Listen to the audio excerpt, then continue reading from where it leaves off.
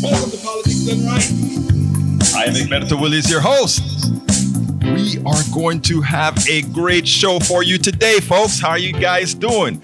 Let me get my headset on because, for some reason I thought I had it on and I didn't have my headset on. How's everybody doing today? We have a great show for you today. You guys know what's happening in Houston, right? It is about HISD.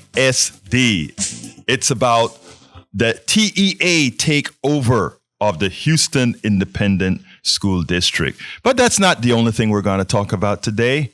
We're also going to talk about the derailments are still occurring, yet the lobbyists are out there in Washington trying to say, we don't want to be regulated. And of course, Robert Reich,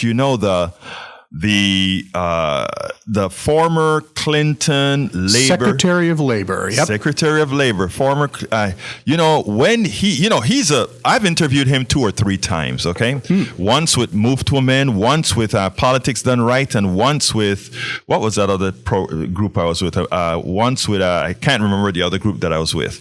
And anyhow, this guy is a true, let me tell you, Andrew, a true capitalist, right?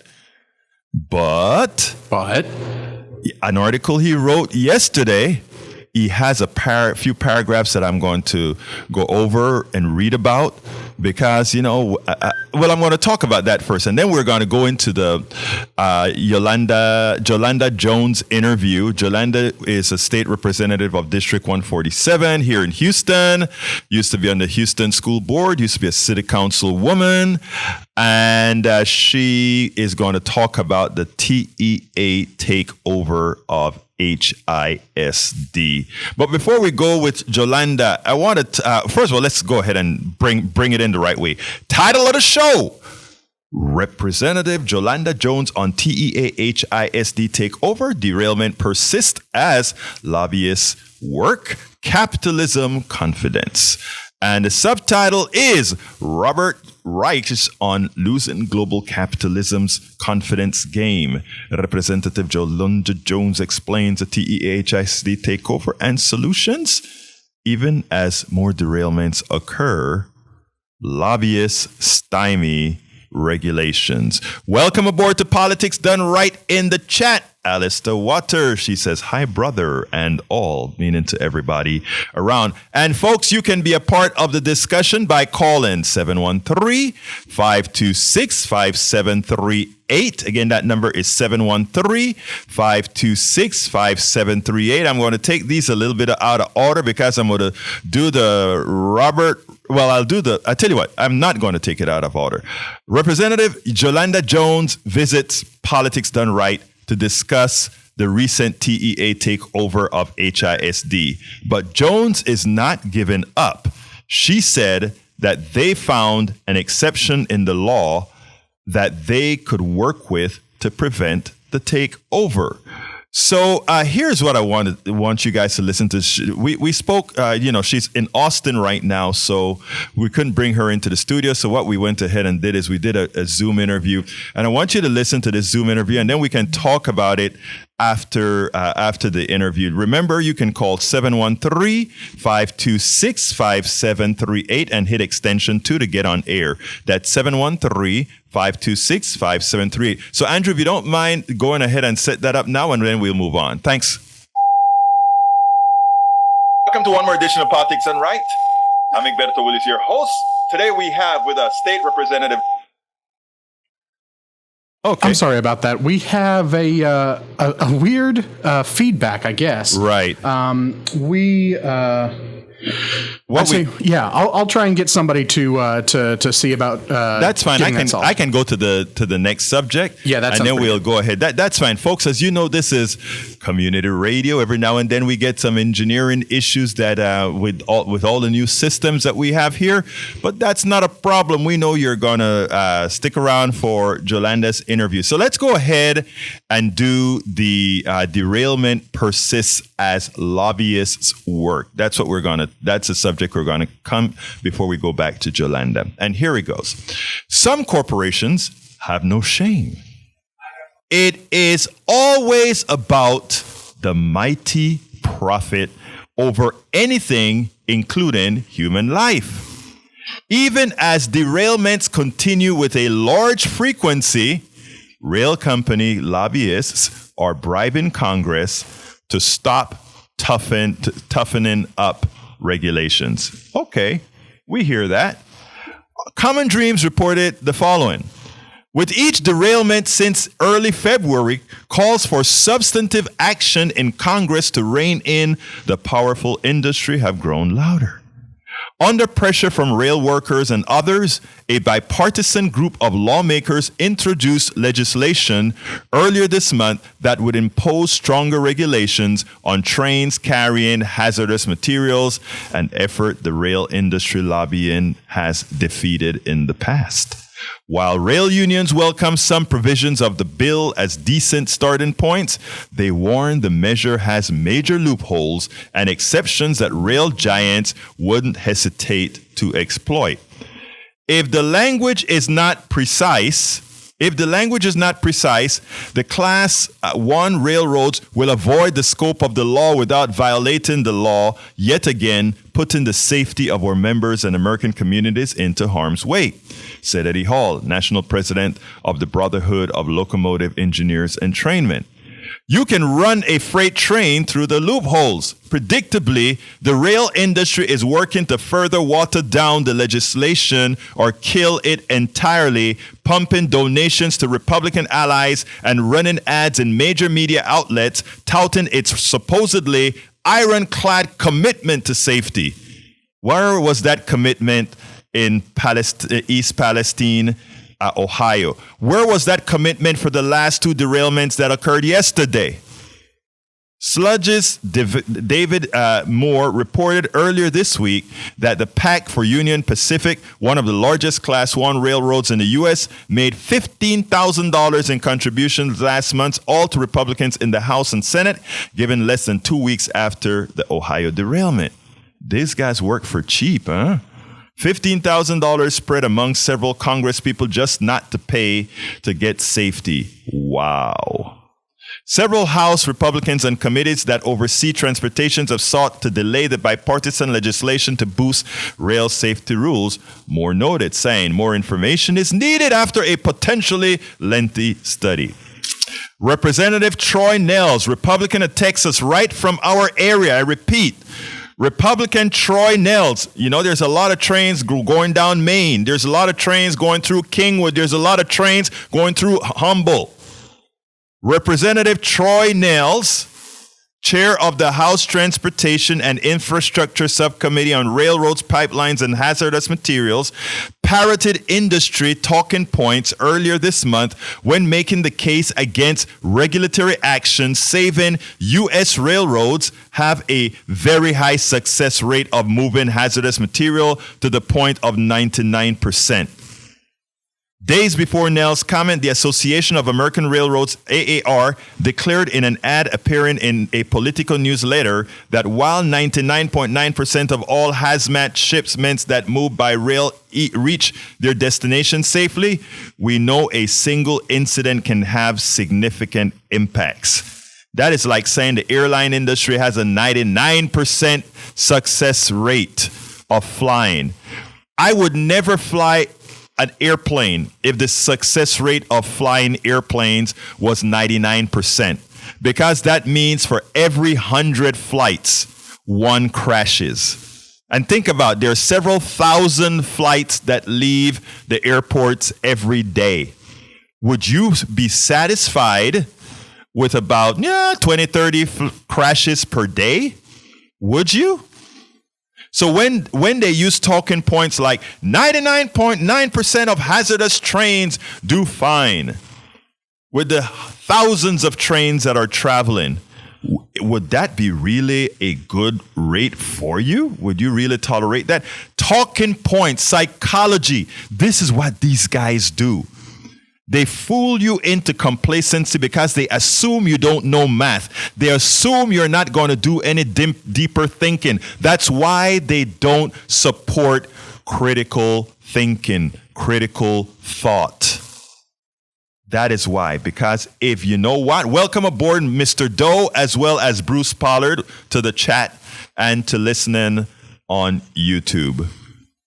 Let me tell you, folks, that is the reason they don't want critical thinking, because critical thinking means nobody's going to tell you, look, the airline industry is great. It has a 99% effective crashless times.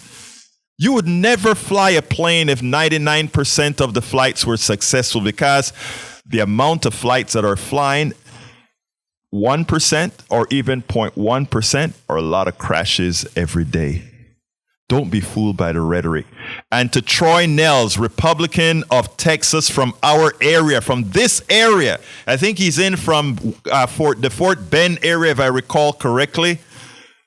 Remember, guys, remember all the trains that travel around there? The next time something blows up and goes into your communities in Sugarland, goes into your communities in Kingwood, goes into your communities elsewhere, remember the representative who says, don't regulate the trains anymore because over 99% of them don't spill hazardous materials. Your vote matters. Your vote matters. Don't wait till you are harmed. Don't wait till you live in Cancer Alley. Don't wait for all these things before you take your own safety into consideration. Do not be fooled by the rhetoric. I can speak some pretty words that can make something very ugly looks adorable, beautiful, and admirable. That is what talking points do. Don't fall for it. What will it take to make corporations more responsible? We must talk about that. 713-526-5738. Again, that number is 713-526-5738. Feel free to give us a call on this subject now. If I don't get a call in the next 2 minutes, I'm going to move on to the Jolanda Jones TEA subject so that we can talk about the school district and how it's being taken over by the TEA. 713-526-5738, extension 2. You want to say something? Give us a call. You got a minute before I go to the other subject. 713-526-5738. Again, Troy Nels, remember? I want to repeat that line again. This is what it says. Troy Nels, chair of the Houston Transportation and Infrastructure Subcommittee on Railroads, Pipeline, and Hazardous Materials, parroted industry talking points earlier this month when making the case against regulatory action, saying U.S. railroads have a very high success rate of moving hazardous material to the point of 99% plus. That is what your congressman has said. You have to ask your congressman if he's willing to have several derailments per day. And several release of toxicity into your communities. It's very important, folks. We can't allow them to snow our citizens. We can't continue to allow that. So first chance that we get, before I go to the next subject, we're going to bring Ray on into the fold. Welcome to Politics Done Right. Ray, how are you doing, my brother? Happy Friday, Egberto. I'm good. Just listening to you opine on the current subject matter of the railing, and it made me think about all the train tracks I drive past every single day when I'm out in the streets of Houston. And, I couldn't help but, fathom what would be the disastrous, result if any of those trains that pass by in the Houston area were to derail. And it's kind of like that movie, Runaway Train, I think. Yes, I remember that. Yeah. You're absolutely... Go ahead, sir. They basically were trying to do everything but the right thing to try to stop the train. Right. It is amazing because we don't take these things seriously, right? I mean, a lot of look, the country is our country, the United States, is mostly unpopulated. What I mean by mostly unpopulated, I mean concentration of people are in like Houston, El Paso, Dallas, Los Angeles, New Orleans, New York, and so forth. But when you go into the Midwest, when you like where East Palestine is, or when you go into all these places, I mean, those are where most of the length of tracks are. So when derailments and that kind of stuff happens, a lot of times it's in these places that nobody talks about. And even in East Palestine, Ray, they disregarded these people for a long time until the independent media, not the mainstream media. The mainstream media ignored it. But bloggers were walking the rails. Bloggers were out there looking at the places where contamination occurred. I got mails from several of our activists right here at KPFT that said, Egberto, you need to talk about this. I could call names of our folks here at KPFT that said, hey, did you hear this is what I found on the internet. This is what I saw is happening. And not until 2 or 3 weeks after the derailment did people really take it seriously, how serious that contamination was, brother. Only then. Yeah, well, I mean, the corporations know that it's a risk. But somehow, I mean, I'm a poor working class person. I understand trying to save a penny here and there, but these corporations have millions and billions of dollars that they're raking in for being contracted to do the country's work, and here they are dropping the ball when it's supposed to be, an urgency to make sure that these trains are running safely enough so we don't have these type of issues. But it's just not important enough. Like you say, they always put profits over people. And then when the people when the people come back at them, there was a lot of Trump supporters in Palestine. Yeah. But guess what? He's the one. They don't care. Right. Well, they don't care. Let me tell you why they don't care, right? And I'm Ray. I want to be a little bit more compassionate with my East Palestine brothers and sisters. We don't talk to them. We don't engage them. We just use them as throwaways. And then they are so far indoctrinated now. Us making an approach to them now comes with suspicion. So what I say often, right, is because there is some truth to what Fox News says about what we do on basically the East and West Coasts. It's hard for many of us progressives to accept that as part responsibility, because we know our policies are right. We know the things that we want for Americans are right and the things that they ask for. But these guys, we have allowed the right-wing machine, the Powell Manifesto and all of that, to convince these people to look at us as folks with horns. And after they've been programmed like that for 4 decades or more, if I go into East Palestine and say, Trump did this to you, and Trump goes in there and said, look how the Biden administration took 3 weeks before he sent somebody out there, even though the reason the train crashed was because of the deregulation under him. The reason the bank crashed was because of the deregulation under him. And with a few neoliberal Democrats as well. Let's not give them a pass. It will take some nurturing on our side to go ahead and make a difference to these people who have been allowed to just sway away for so long. That's my humble opinion, at least. Yeah, well, you just keep on, putting on blast the facts. And like you said, Fox News might be right about a couple of things, but my rebuttal to that is a broken clock is right twice a day. You're absolutely right. And you know what? They are happy to point out the 1 or 2 flaws that we had with those people, because it's one that helps them. So look, I honestly don't think there is a difference between what you just said and what I said. So because the clock being twice a day, you're absolutely right. But thank you very much. Right twice a day. Yes, sir. You're right, sir. Thank you so kindly for calling into Politics Done Right. All right. Yes, sir. Happy weekend to you, Happy weekend, brother. Take care. All right, let's go to Kyle. Come on in, Kyle. Let's see, Kyle. There you go. Kyle, talk to me. Hello, Mr. Egberto. You know what? Even though you mispronounce my name by saying Iberto, I still love you, but it's Egberto, hermano mío.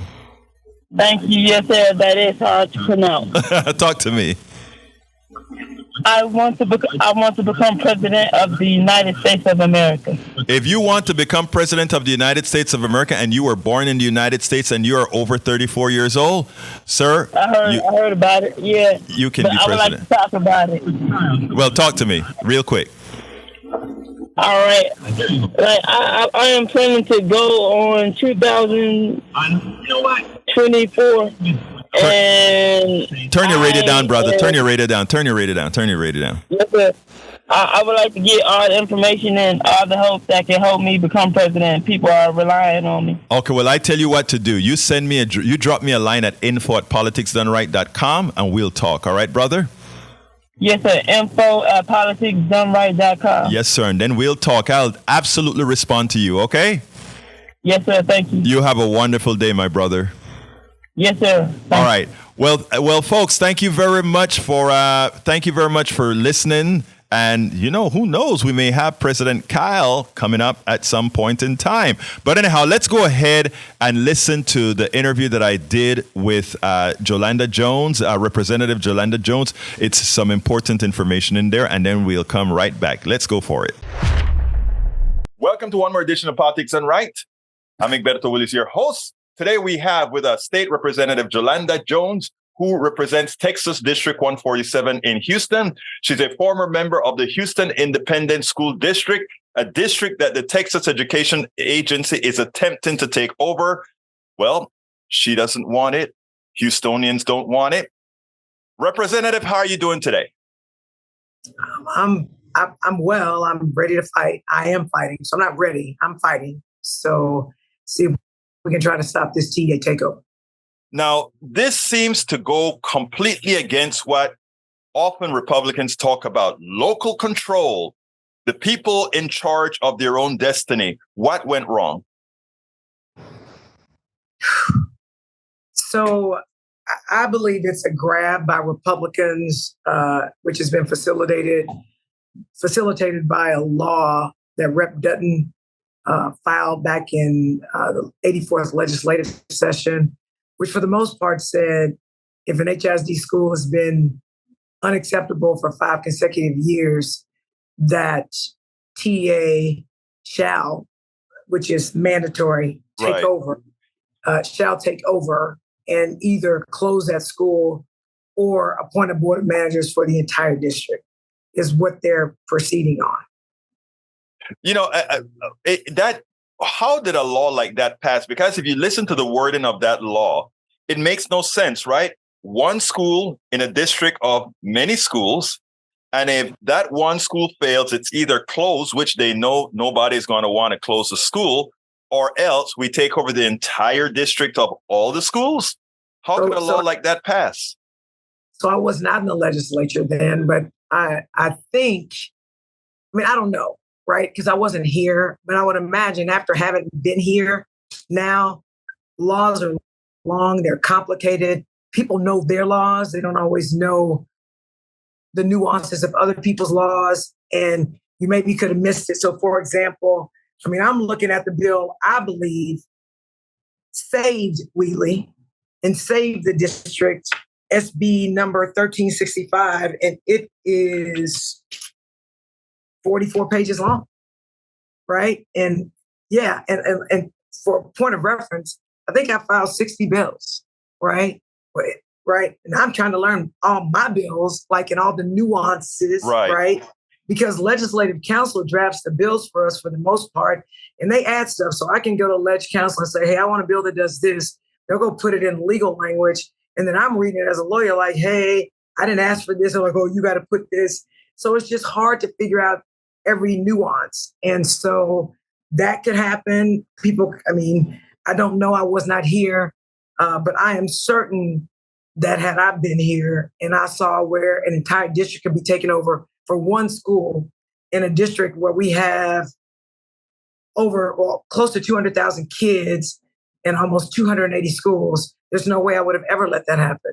Apart from the fact, if you look at where HISD is now compared to other urban districts and all the large ones, which we're the largest school district in Texas, and we are the seventh largest school district in the United States. And the 6 school districts that are larger than HISD in the United States are made up of counties, not a city like HISD. And so it doesn't make any sense to me, but even compared to the school districts in Texas, we have the best overall rating of Dallas ISD, Austin ISD, San Antonio ISD, better than all the big districts, but you're taking us over. I think that if you knock down the King Kong on the block, all other blocks will fall. And I believe that is a part of it. And I also believe if they can take over HISD, the other districts are next. So, and I believe that the TEA is just wrong on the law. Now, I want to get first into the politics and then into what realistically are the solutions. Now, we know that conservatives have long believed in, and we also had a few progressives here, supposed progressives here in Houston. We need to air quote progressives. Right, quote progressives, who also were pushing the voucherization, the privatization of our education system. Let's do this. Who's the author of that bill? I think it was somebody. Author of that bill. What bill? The bill that actually had the shall, if one school doesn't. Harold doesn't carry it. Right, exactly. Now, so he was a primary carrier of it. Wheatley is a school that he graduated from. And so he had his reasons. No reason is acceptable for turning your school over to an external agency. Now, what else? I agree with you. I'm just telling you what I've heard Rep. Dutton say. Right. Now, what do you believe then is the issue here? Do you think the idea is that there was some sort of a deal to get some privatization in Wheatley and others? I believe that the people that support vouchers and the people that support charters are just giving out a lot of money to people to be supportive. It's my understanding, and I don't know this for a fact, but I've been told by colleagues that they've been able to change some people's mind. The voucher people have been able to change some Democrats' minds who are absolutely against vouchers. And so it's my understanding that we used to have, out of a 150 member body, we used to have over 100 members who were like anti-voucher. And now it's less than 100, although it's more than the 76 that are required. So they say we still may be able to kill vouchers, but it's just going to be closer than it used to be in the past.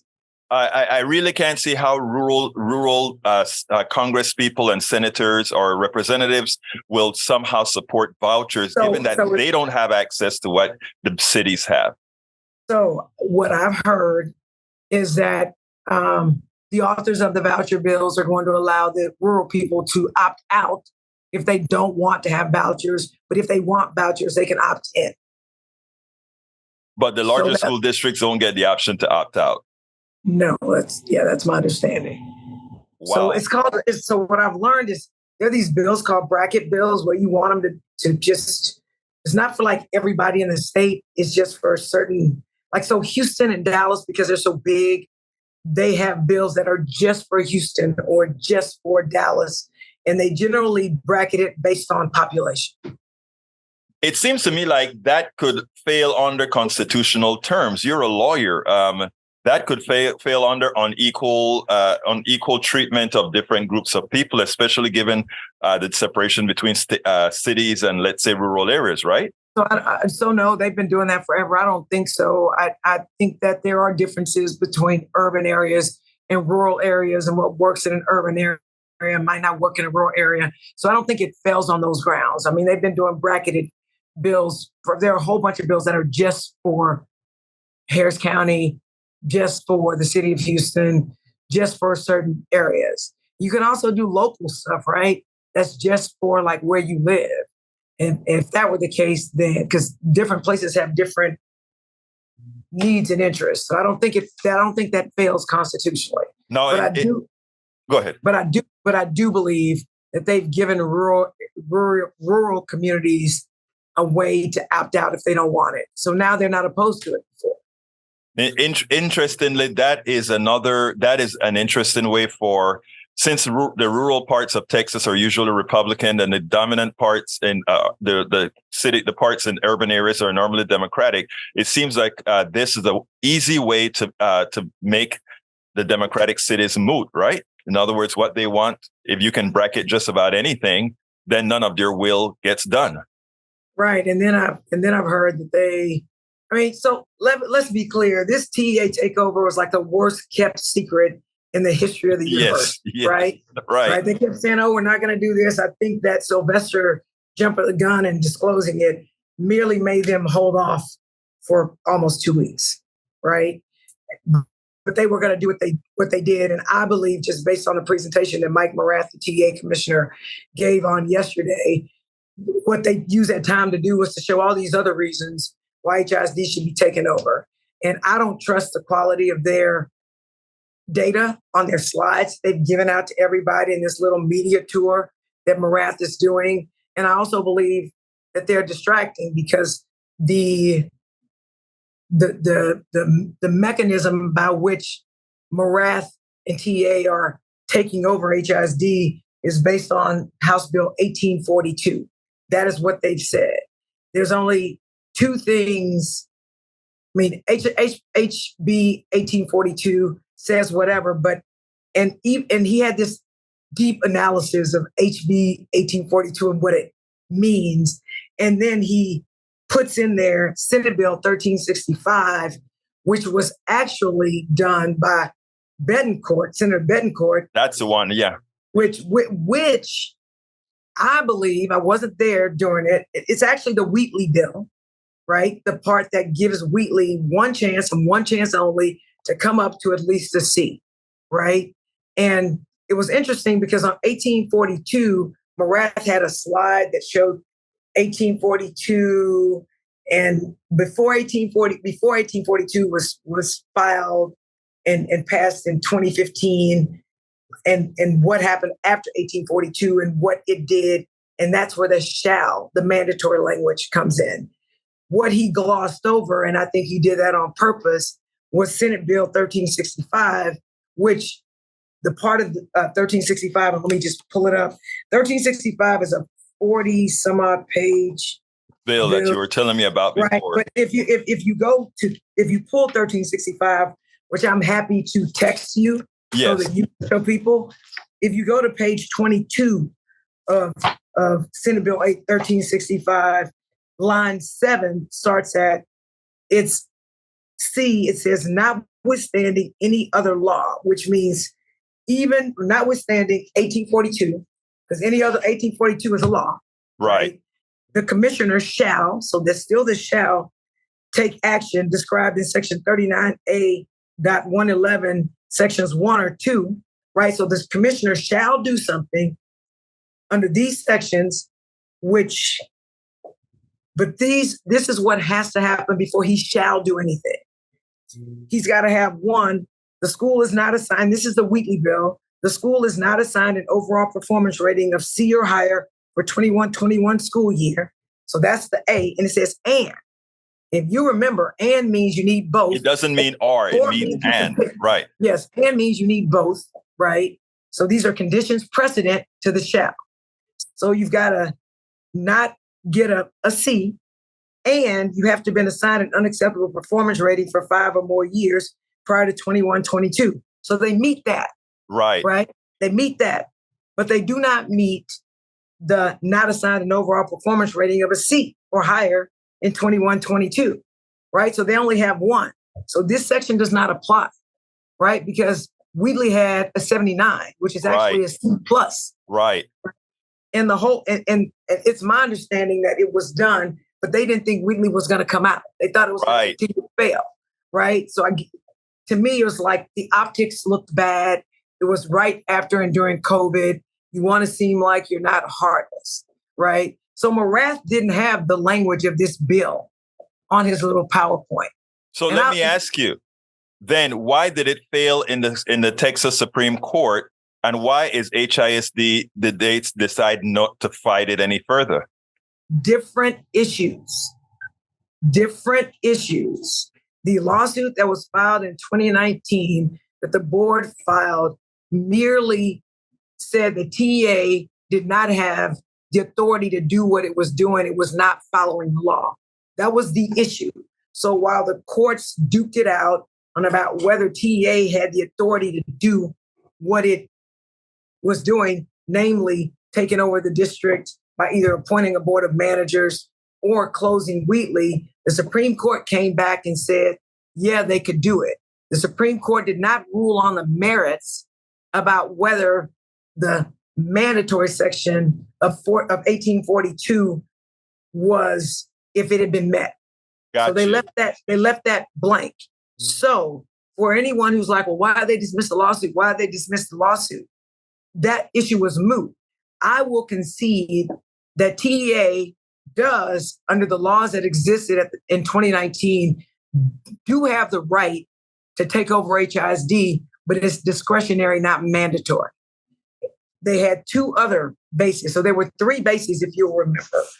They had that we'd had a conservator for 2 or more years consecutively, right? Her name was Miss Delaney, right? So she was there for more than 2 years consecutively, and a board malfeasance. Remember that TEA report that came out and said, for the most part, and I'll summarize it because it was hundreds of pages, the only HISD board member who didn't do anything illegal was me. Right. Okay. Right. So they could take over under the rules if the board is out of control, which the board was having a walking quorum with Deanna Davila. And I want to call names because people need to know why we're in this. Deanna Davila, remember she illegally fired Dr. Grenita Layton, Sergio Lira, both of whom were unelected. Holly Maria Villaseca, she was unelected. Elizabeth Santos, she was reelected by 42 votes. And Ann Sung, who was unelected. So 4 of the walking quorum, the constituents of HISD got rid of them. And I'm proud to say I campaigned against them. Elizabeth Santos is still on the board, but she, like I said, she won by 42 votes. I can tell you, so the walking quorum bad actors are all gone but one, right? Holly's now running for city council. I ain't voting for her. And Ann Sung landed with Leslie Briones. Who else? Deanna Davila is now a consultant all over the country on equity and getting Hispanics elected places. And Sergio Lira is over LULAC. Another subject for another day. But something else that we got in trouble for was the board not doing what they were supposed to do, which was basically to pass policy, and the superintendent was supposed to run the district. So, for example, I will tell you that Superintendent Layton, who's a doctor in education, actually had put in her budget monies to go to all these schools that are habitually or that were habitually struggling. She directed money, but if you will recall, those same people who were having, and Sue Dygard is still on the board, and she voted down the superintendent's budget. We didn't have the right to reallocate money. So what they did, so they were all experts, and I would respectfully submit to you of some failed teachers who were angry with the district and they want to come in and exact their revenge, right? Just based on comments that they said to me, and they're mad about this or mad about that. And so when the superintendent has talked with the CFO and they look at the money, and we know this school is having this problem, this school is having this problem, let's direct money there. Those trustees did not want to reallocate money.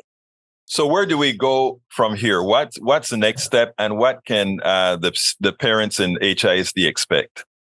So me personally, I think that the unions, the bus drivers, the teachers, everybody, they should just refuse to go to work. I mean, where's TEA going to go and find a whole bunch of teachers to educate? They can't. Right. Right. If the kids can't get to school, right? So HISD has power through its employees. The question is, are they going to exert themselves? But I also believe that based on what Mike Morath, the TA commissioner, told us yesterday, that the only reason that he is taking over the school is because he believes he must take it over. So I think because the other lawsuit was purely did TA or did TA not have the right to begin a takeover, which I do believe discretionarily, is to file a lawsuit and say this is not a shall, because I got Morath to commit that the only reason he was doing it was because it was mandatory. Senator Miles got Morath to commit that was the only reason he's doing it. So if we take away the shall, then you say you move differently. Well, it seems to me like you have the necessary part of the law that has removed that shall that came before that shall, correct? Mm-hmm. Right. Well, because they don't have both. Right. Because they got a 79, they're a C+, and they have the 5 years consecutive, but they don't have that they're not a C. Are you working on that now with other Houston area reps? Yeah, we're talking about that. And also Representative Allen filed a bill to change the shall to may. Okay, good. And what's the possibility of that bill passing? I think it's uphill because the Republicans want to take over HISD. They mad because HISD doesn't have vouchers and charter schools, like expansion of charter schools. So I think it's going to be hard.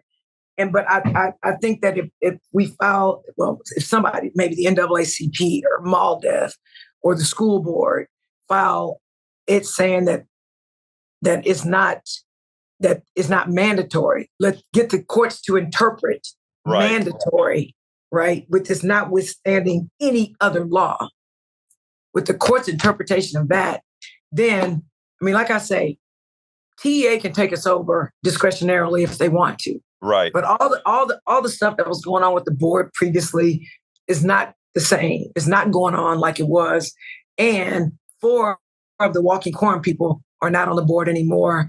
Well, Representative Jones, it seems to me like you have a two-front fight that you can win, because I think if folks can actually get the union to tell folks not to go to work if the takeover comes into pass, it'll put the TEA in a bad position. So the way I see it, as an activist myself, I think you are actually in the driver's seat, or HISD can be in the driver's seat, assuming they don't have traitors in their midst.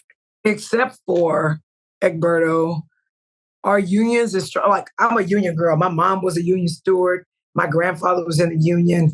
If the unions don't exercise their might in this situation, exactly. So I'm waiting to see if the unions, even the mechanics, the people that fix HVAC, the people that do food, if they all just boycott it, it can't happen. It can't happen. So the question is, are they going to do that? I think we should end it there, because I think with your leadership, you can probably help or assist in folks getting exactly there. State Representative Jolanda Jones, thank you so kindly for having been on Politics Done Right. Thanks, Egberto. And we as a delegation, myself, Representative Johnson, Senator Boris Miles, Representative Alma Allen, Symphonia Thompson, we really are trying to figure out a unified fight, because we are going to be as strong as our weakest link. Folks, it's important that we realize from that interview that I did with Representative Jolanda Jones, former councilwoman, former HISD rep, that you have options. The law is not fixed that they must take over the school. Parents, you need to get involved. Employees, you need to get involved. If necessary, for every employee not to show up until we control our own destiny. We should not allow ourselves to be pawns of the governor, or pawns of those who allowed themselves to be pawns of the governor by coming up with a law that put your school into the hands of people that care nothing about you. Some may say that, well, some on the HISD board didn't do what they were supposed to do, which would be correct. But you know what? It is in your hands to control who you put on the boards that will govern your school. But you never want to put your school in the hands of those who care nothing about you, in the hands of people like Governor Abbott, who does not have the interests of your people at hand. So, folks, there's no excuse for both the employees, the parents, and the students to allow themselves, 200,000 strong, to be controlled, to be taken over by a sect who cares nothing about you. Now, I have the next subject, which was what Robert Reich had to say about capitalism, etc. But you know what we think here at KPFT Politics Done Right, when stories come that really matters to us right in front of you, I think we need to put it into the fold right away. But beforehand, I want to say, Alistair Waters, I hear you about the people with the rail industry getting paid a lot, but there are so few of them now as they're cutting them that, as you said, Alistair, they can't even take advantage of your wages, the good wages, because they have to work so hard, including without health, without time off or going to a doctor or whatever. Mission Logger, welcome. Longview, Texas, the issues. Drop me a line at info@politicsdoneright.com. Let's talk about what you're talking about exactly. Davila Longgram, welcome. John Smith, I hear you about what you're talking about, the trains. We'll finish talking about that on the 3 o'clock hour. I don't have the time right now to talk about that. Welcome, Lee Grant, and everybody else in the chat. Anyway, I'm here with KPFT supporter, KPFT volunteer, KPFT activist, all that good stuff. Brother Rick Campbell in the studio. How you doing, Rick? I'm doing well, Alberto. Sounds like you're doing okay today. Well, we try. But, you know, I interviewed you on sort of an impromptu interview because you started to talk about you choosing Medicare over MedicareAdvantage, right? Mm-hmm. And you went through all the reasons why in that interview, and I'll tag that interview with this when I post this blog. But just in getting coffee together, you said, oh, Egberto, you know, I was in Colorado and I had to go to the doctor. Tell me that story. Well, try to make it real short. I've been to Colorado many times. This was the first time in my life I ever got altitude sickness. Mm-hmm. I went to the emergency room. Just a little background. My oxygen percentage of my blood was 82, which is pretty low. Boy, they took me right in. They didn't ask a question. They said, do you have Medicare? What's your insurance? They didn't have to make any phone calls. Now, again, like we said before, I have regular Medicare, and I have a what do you call it? The gap, Medigap. Right, the Medigap, mm-hmm. Yes. So I do not have an Advantage plan. So I did not have to get approval from my insurance company to get treated. They got me right in, started working on me, and I really didn't require that much work. I mean, checked me out, see what was going on, right, why I was there. And I left that day. After a few hours, I had chest x-ray. I walked out of there with 3 bottles of oxygen, which I kept for a couple of days and brought them back. The whole thing cost me out of pocket $0. The amount that the emergency room of the hospital in Estes Park there billed the insurance company, or that they showed the price, that is, was $8,000 to $10,000. I'm not sure. Of course, Medicare didn't pay that much for it. They would have negotiated it down. Right. And then I got over that. The next week, I had a scheduled procedure, angiogram. Uh-huh. Another $8,000 to $10,000. Oh my God! Walked out. Nothing. Right. I did see a specialist while I was in there, and I had to pay him a couple of $100 for my deductible. Right. And that was it. Now, let me see if I understand this right. This all happened in Colorado, right? No, this happened in Colorado. I had 2 procedures scheduled in Houston when I got home. Oh, when you got back. The Colorado thing, nothing to do with each other. Right. Okay. So this was an emergency. The Colorado was an emergency. The other was So scheduled. Your Colorado bill would have turned out to be around $10,000 if you didn't have Medicare, Medigap. Right. Mm-hmm. Now, the reason, if I was uninsured. If you're uninsured. Mm-hmm. The reason that I wanted to bring you on to talk about that specific issue is that the reason this was so easy for you in Colorado was because you had standard Medicare. That's right. If you had Medicare Advantage, there would be so much trouble that you would have had to go through to actually to get care. Exactly. And there's no telling where I might have ended up. I might have ended up down in Boulder or in Denver. In this case, I was a little further north. I was in Estes Park.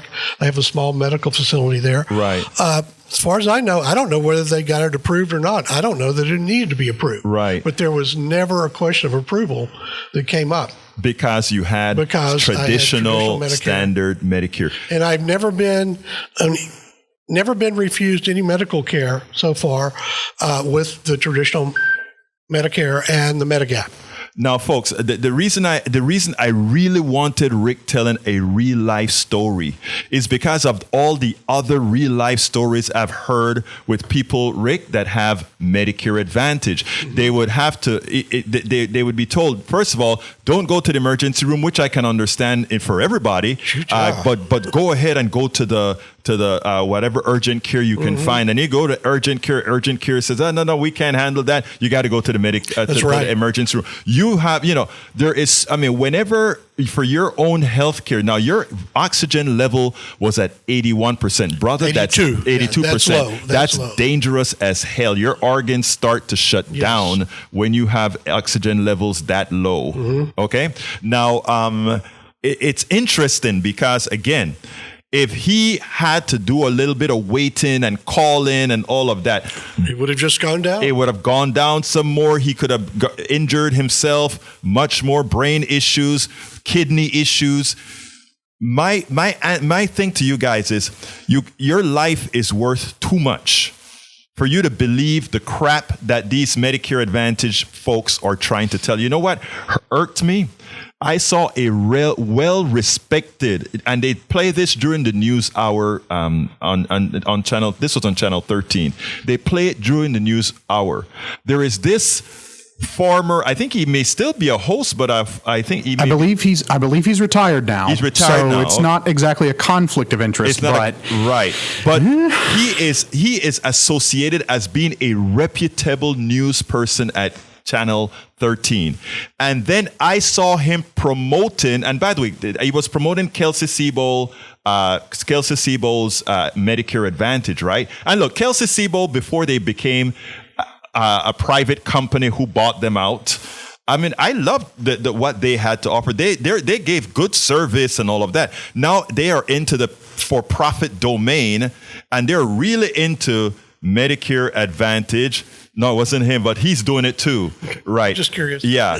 But, this one was our Latino brother. Okay. So, so they are now, Andrew, into making a whole bunch of profit. And I see this guy selling this thing, Rick.